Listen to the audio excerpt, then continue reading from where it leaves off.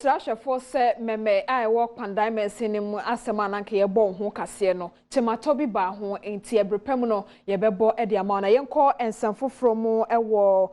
Asante mantamana NPP mebuna ewo Adansi-Asokwa se eye owura K.T na wono na woye wo mra hyebedwani no ma won pache ma Wontumi chew ene na wo kyena nso ka ho sahwefo be kaye nche bia na Adom TV bo kase se empanifo be si nkonwa se bibi esi ye no won be sre se wo mo pache wo mo pa chema Wontumi chew na nka wonya bibia ne nka na enu na mebu no bi nso asi ekire ka se wo mo pache wo ne wo kyena nso ka ho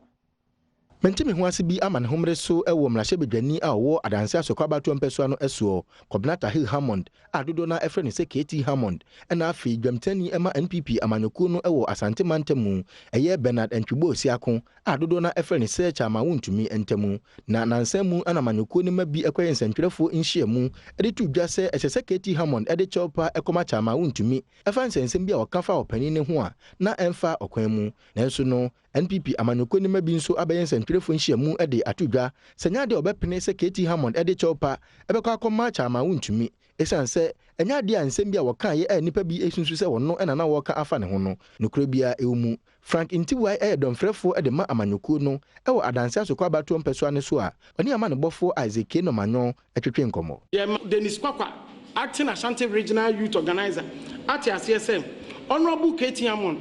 enyina baabia nkankyere Chairman Ntwibo Siako Chairman Wontumi se sa be man no Brofo Kasee that boy emum Honorable K.T Hammond ensama no wo ka no se Kwakwa ene ye nuanum nyina be ye mo no ma sa tie bi mu a no o pa kyere abrema ode ne be prayer on qualify a Chairman Ntwibo Siako Wontumi pese o gini tum kwan bia so na emum Kwakwa epese ode Honorable K.T Hammond edin oso obetwe na se de nako discipline committee anim wo party no ye twen no ya kan se ye twen no o mai hwinsi Honorable K.T Hammond on kasantia Chairman Ntwibo Siako ne apane chewo se bi bonisi a ena ye pa chewo se makasantia o minu amekafra na we de ensi sa na mum no Chairman na wo na agenda o nim de o peso o ye